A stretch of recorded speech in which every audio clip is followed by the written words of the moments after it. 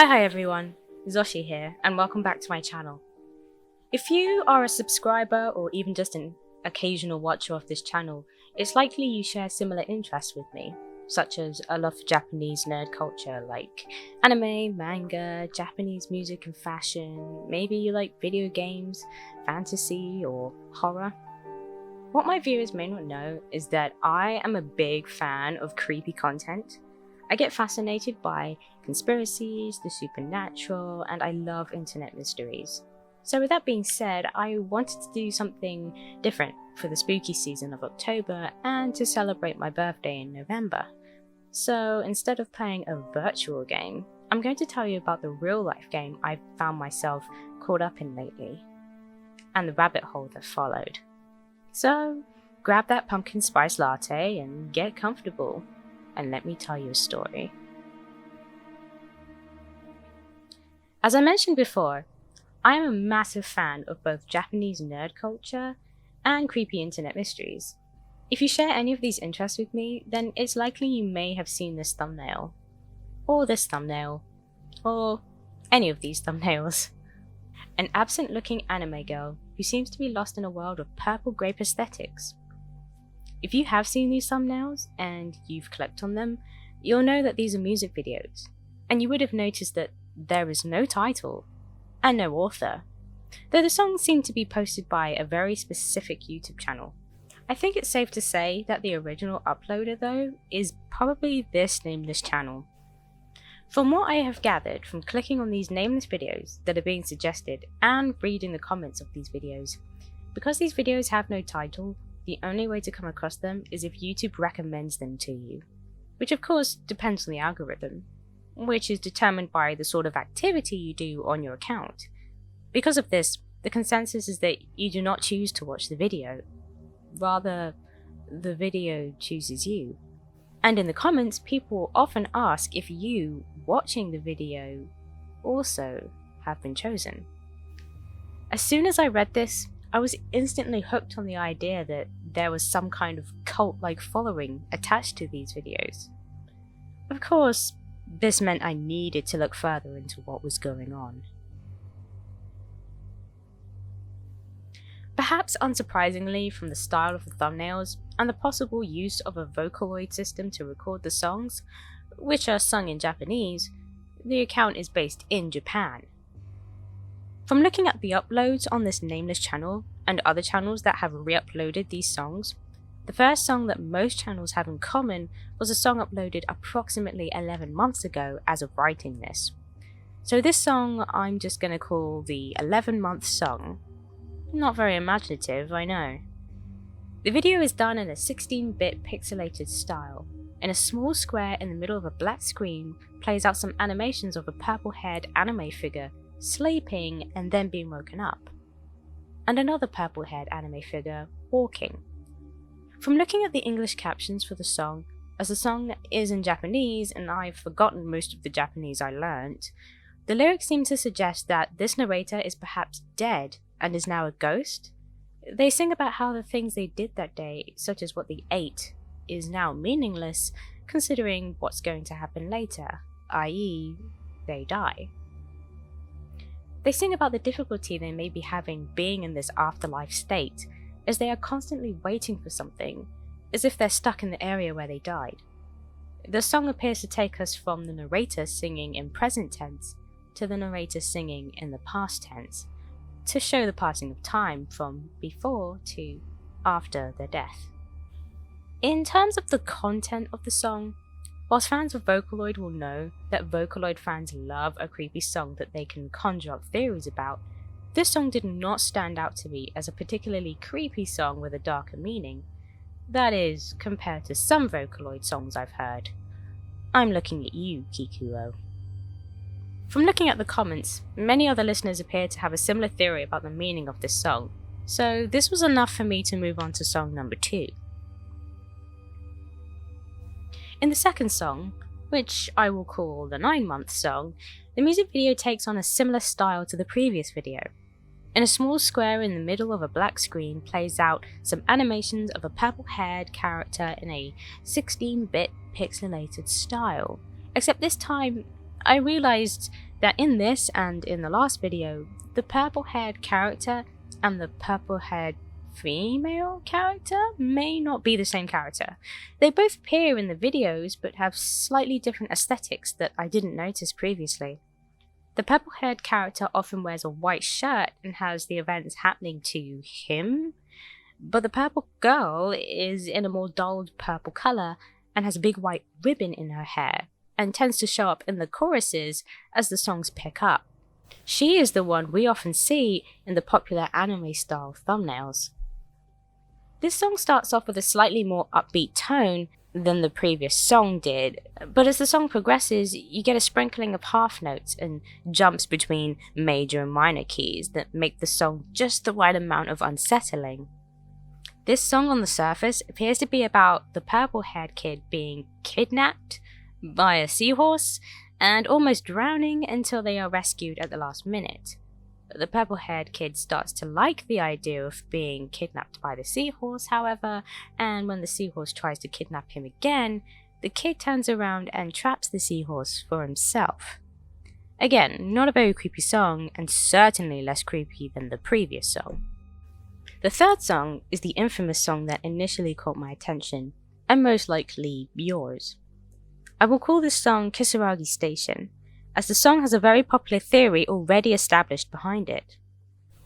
This song has an image of a purple-haired anime girl, the one that we've been seeing in the thumbnails, who appears to be balancing over the edge of a railway at a train station, one that she stresses in the song she doesn't know.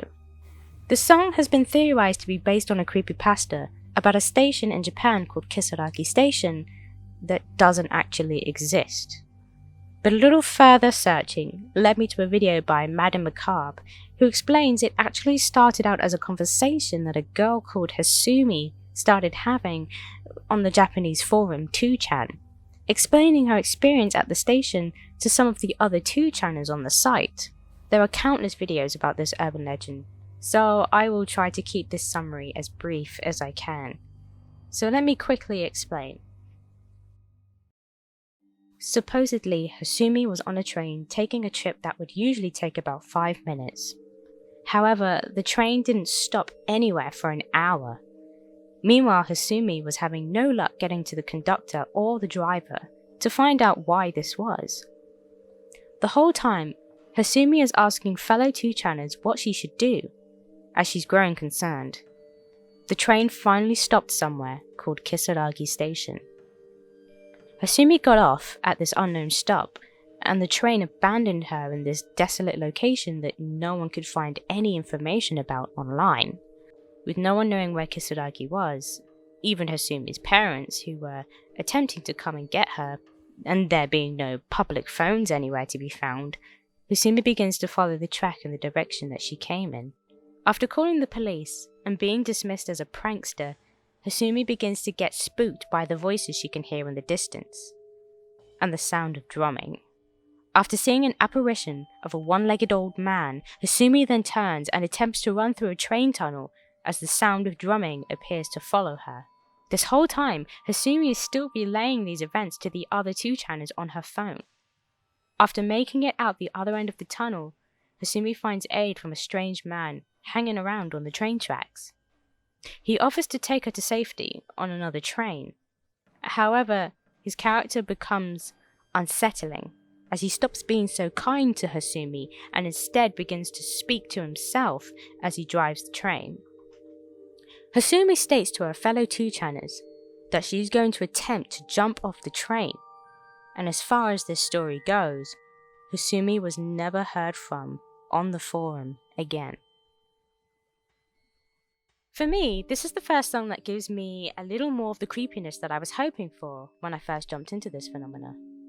Kisaragi Station is only a creepy story, but it was the intrigue I needed to pursue this rabbit hole further. The next song, the 4-month song, is slightly different. This is the first song that actually has a song title, and this is what it looks like. According to Google Translate, this translates to Underworld.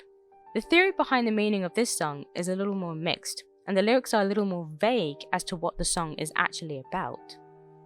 The purple-haired anime girl with the white bow is seen again. This time, she's walking down a dimly lit staircase. In the lyrics, there are a lot of mentions of being on the 13th floor, the legs of the staircase being wobbly. This has led commenters to theorizing that perhaps the song is about SCP-087. For quick clarification, the SCP Foundation is a fictional foundation with a website documenting different abnormal creatures and entities that the Foundation have captured and stored in its facilities for the public's safety.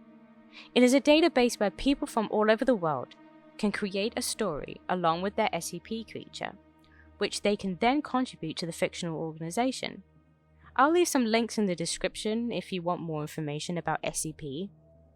SCP is actually a really great concept and has led to some amazing creepypastas. According to the SCP website, SCP-087 is a dark lit staircase that has 13 steps for each flight and appears to be endless. There is often heard the wails of a young girl's voice, and sometimes in the darkness there can be seen a face with barely any features, known as SCP-087-1.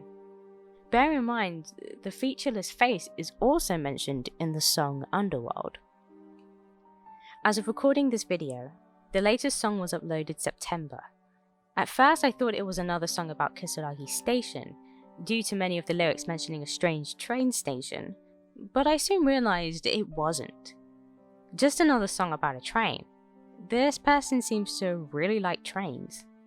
I found a detailed explanation of what the song was about in the comments section, so instead of trying to explain it myself, I'm just going to read to you the explanation by a user called The Dab Is Me. Well, either that or Thidabisme. The comment reads as follows. Okay, this is a copy-paste, so all credits go to Chris for writing all this. This is about a Japanese urban legend called the Monkey Dream, about a man who went to sleep and had a strange dream. One day, the man dreamt of being at a train station somewhere. After a while, the train arrived, but a monkey was driving the train. The man got on the train, though he was getting on reluctantly due to the whole situation feeling really odd. The train started moving as he sat at the front of the row. Then, a few minutes after the ride starts, an announcement was made. Next is Ikizukuri, Ikizukuri. Out of nowhere, a scream came out from behind him. He turned around, and the woman at the back of the train was cut into pieces by monkeys and killed. The man woke up at that point and was freaking out. He didn't want to go back to sleep that night. Then he has the dream again, maybe a month later, but after that woman dies, he doesn't wake up this time. Instead, a minute or so after she dies, another announcement is made. Next is gouging. Gouging. Then another woman from behind the man had her stomach sliced open and her image scooped out by the monkeys. This is when the man woke up this time, again freaking out from what he had witnessed. Again, about another month later, he had the dream again, but he then witnessed the next person dying after the monkeys had, I'm assuming, crushed them? He had this dream again and again over the next few months, with the monkeys drawing closer and closer each time. 6 months after the first dream, he has the dream yet again. An announcement is made. Next is minced meat. Minced meat. It was his turn. The monkeys grabbed onto him, and then he woke up. He stopped having the dream for a while. A few years later, the man had the dream again. Everything mentioned previously happened yet again, and he got to the next is minced meat part again. But this time, he didn't wake up once the monkeys grabbed onto him. The monkeys pulled him into a giant mincer, and they started grinding. He could feel the mincer pulling him apart, piece by piece, and once it got to his hips, he finally woke up. But the moment he woke up, he heard a voice whisper, "Are you going to run again next time? Because you won't be able to."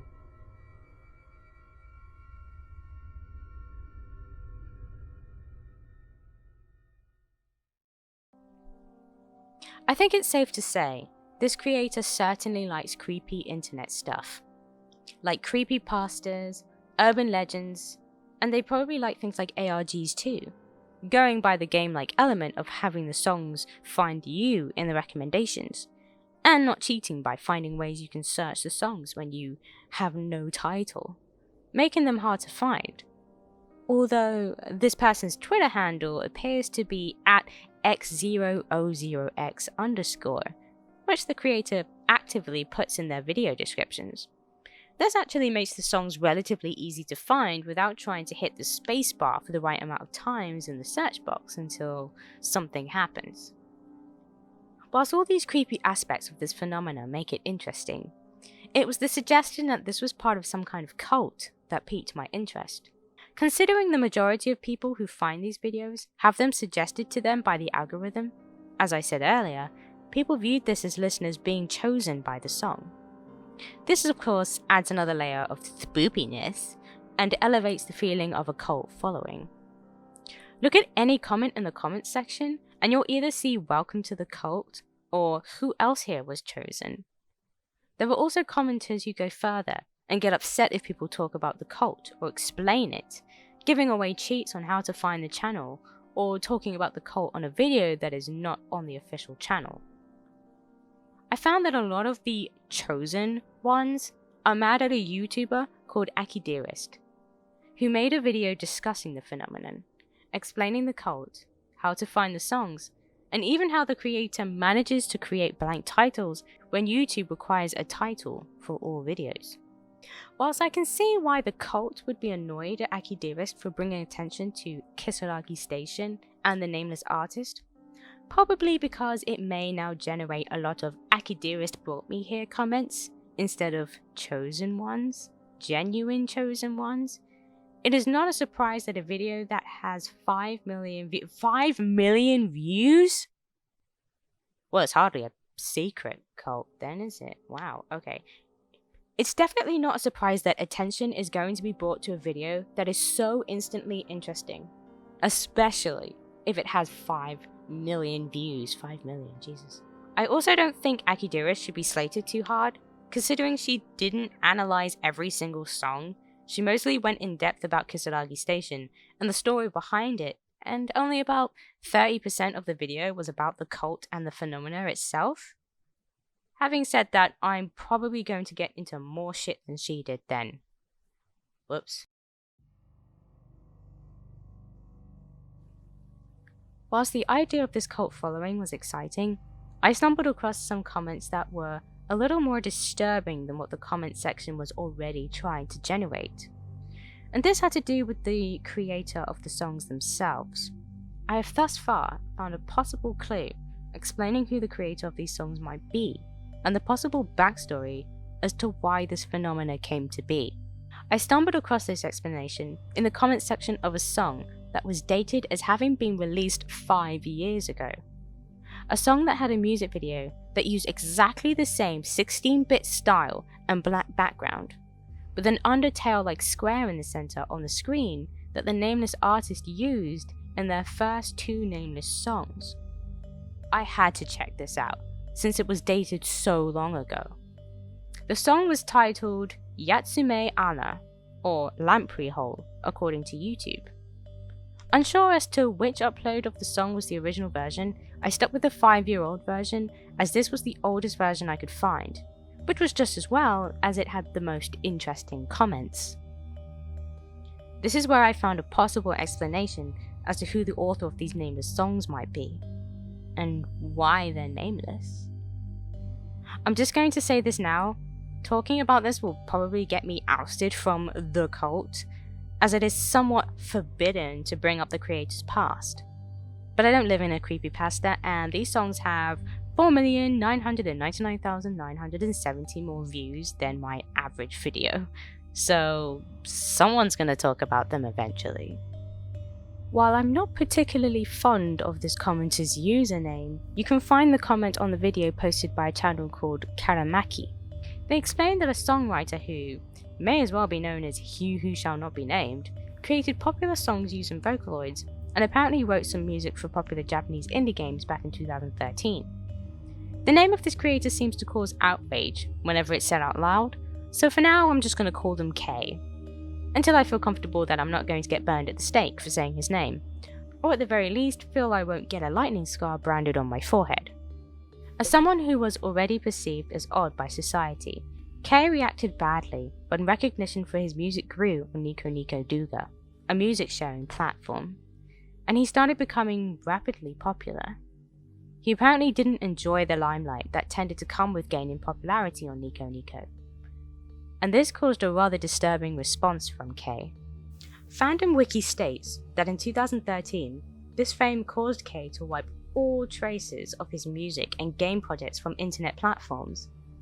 Kay then demanded his followers to forget any of it existed and to never mention his name again, in an attempt to disappear from the internet and, I suppose, not be famous anymore. But of course, this is easier said than done, especially if you are popular, like Kay was. 3 years later, and in 2016, Kay reminded everyone of his existence accidentally when he fully deactivated his Bandcamp and Twitter accounts, which drew people's attention to some bizarre messages he was leaving his fans. Kay accused his fans of driving him to suicide by not complying with his wishes to not be spoken about anymore, saying things like, "If you hear people speaking about me, please warn them," and things like, "I'm gonna kill myself and this is your fault." Since I have taken this information from Fandom Wiki, which was apparently trolling on Kay and his mental breakdown, I decided to look somewhere else to find more information on this Kay person. By this point, I was starting to genuinely worry about this artist and that something really sad may have happened to them. I found a Tumblr page which provided some screenshots on discussions between fans that had been held about Kay on Uboa-chan chat. The thread on Uboa-chan chat includes theories that suggest Kay hated the fame he received from his songs growing in popularity, and that the game he created may have reminded him of something that he himself wanted to forget. That, or he was embarrassed of the game, despite it becoming a fan favorite. There seems to be two camps when it comes to the opinions of the Kay saga. Those who miss Kay very much and are sad to see their favorite songs and games go, as well as hoping one day Kay will return to the internet unharmed, alive and well. Then there is another camp. Those who say it's totally unreasonable for Kay to expect the internet to wipe their memories and their hard drives of anything Kay may have created. They still play the game, as Kay supposedly only created the music for one of the games that he worked on, and they still listen to the music, as well as archive it whenever they find any traces of Kay's work. So you may have noticed that I haven't mentioned Kay's name, nor the games that he was a part of making. This isn't because I'm afraid that the cult will come and get me in the middle of the night, like a scene out of Paranormal Activity 4, but rather, whilst I agree that disappearing from the internet is not an easy thing to do, and asking your fans to discard their loyalty and love for your art is not something you can really have control over, and maybe a little bit naive, I do feel a need to respect Kay's wishes to some extent. I don't believe in complete silence because that's ridiculous. But I do think that if any of you watching this video really want to know more about this Kay person, you're perfectly capable of finding it without my help. Whilst this is a big ask for Kay, it is very easy to disregard Kay as an ungrateful loner who can't handle fame and is bad at communicating. However, as someone who's been part of the Vocaloid community for over 10 years, I've seen something very similar many times before. Not often do I see a Vocaloid artist attempt to disappear off the internet, but I have seen many Vocaloid artists who have mental health difficulties that are either relieved by Vocaloid or aggravated by Vocaloid. Artists who write because they are depressed, lonely, anxious, unstable, or cannot write anymore because of those things. It is often why we get these creepy dark Vocaloid songs that we all love so much. It is also not rare to hear of a Vocaloid artist that has been diagnosed with a disorder or has died. Because of this, I feel the need to respect Kay's privacy. I kind of understand where he's coming from. But I'm not gonna not talk about him because he is relevant to my investigation into finding out who the nameless artist is. Or at least, I thought he was. You see, in the Lamprey Hole video's comment section, they mentioned this K person also created popular songs such as Sardine Grows from the Soil. Upon hearing that song title, I instantly recognized it from the Nameless Artist channel. I watched back to the Nameless channel, and there it was, the very first upload on the Nameless channel. Many theories on K included the possibility that K still makes music, or has returned recently, posting in forums, just under a different name. Or, I thought, perhaps under no name at all. I thought that was it. I had found out a vital clue. The nameless artist, the blank titles, the chosen ones, the cult that shouldn't be mentioned, the artist K who shouldn't be mentioned, and whose work is forbidden. The possibly unstable K whose song can be found on the same channel as the mysterious works of a mysterious, nameless artist. I thought I finally may have a vital clue as to what the deal was with this whole story. But then I realized that song, The Sardine That Grows from the Soil, on the Nameless channel, it was just a cover and not the original song. The commenter on the Lamprey Hole video even mentions that the nameless artist was inspired by the works of K. This made me realize that The Sardine Grows from the Soil was nothing but a tribute to K and the works of K, and not K themselves.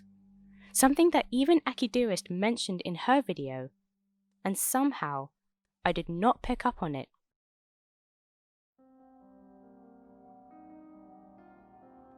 This was a perfect example of falling down a rabbit hole if there ever was one.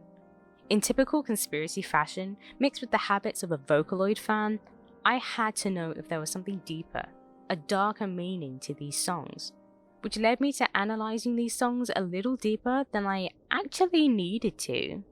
Whilst these songs have interesting premises, they are simply creepy songs about popular internet spook stories, and are actually more straightforward than a lot of typical creepy Vocaloid songs. Thus far, this is simply just a fun thing for us to engage in. And though some people appear to take this cult thing seriously, it really isn't. Meanwhile, this Nameless channel, with its nameless songs, had me hooked, with its cult-like following, addressing those of us who stumbled across the video in their feeds as chosen ones, talking about how the cult, nor the songs or artist, should ever be mentioned to anyone who was not chosen by the videos. Ultimately, drawing parallels with the story of another artist who actively forbids its fans from sharing or engaging in any of their works. Whilst I seem to have come to the conclusion that the nameless artist and K are not the same person, it is clear that the nameless artist is at the very least inspired by K. However, not only inspired by K's work, such as his songs, but maybe inspired by K himself and his story. And that got me thinking, what if the ultimate story behind this cult is not the meaning found in the songs, nor is it even in the fact that the songs and the artist have no name? We know that the point of not having titles is probably for the fact that it makes the songs harder to search for. But what if this is just the beginning? My theory then is that this may be a narrative on K's story. The nameless songs may be an analogy for trying to find K's work after he deleted them. The nameless artist represents K not wanting to exist on the internet. The cult may represent the hardcore following K once had, and their devastation and divide of opinion when K did what he did.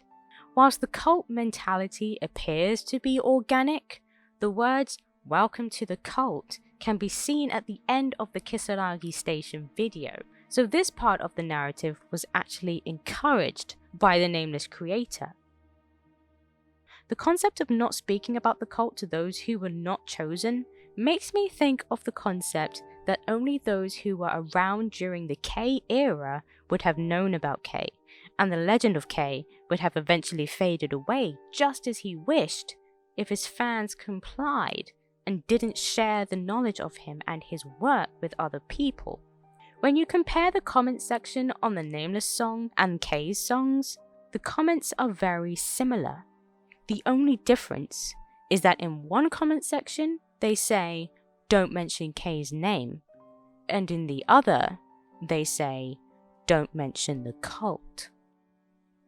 Even though people will get mad at people for sharing the Nameless songs and breaking the rules of the cult, the next natural step is for this phenomena to become so popular that almost everyone knows about it eventually, and with 5 million views, that shouldn't be very hard. Perhaps this will push the narrative further, and perhaps we will start to see some different kinds of songs with different themes appear on this mysterious channel. I would be fascinated to see if this channel goes through phases depending on how popular these videos get, how much secrecy the cult loses, and whether we start to eventually see songs with actual titles appear.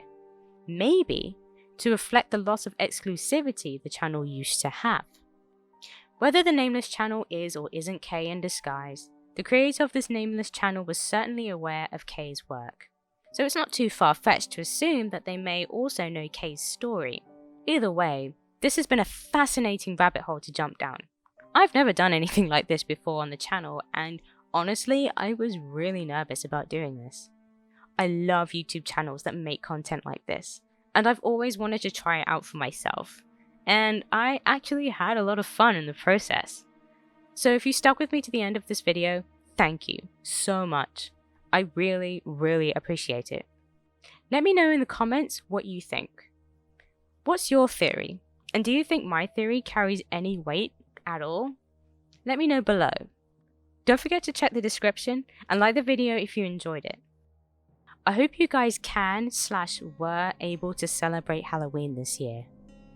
Thank you guys so much for watching, and I'll see you in the next video. Take care.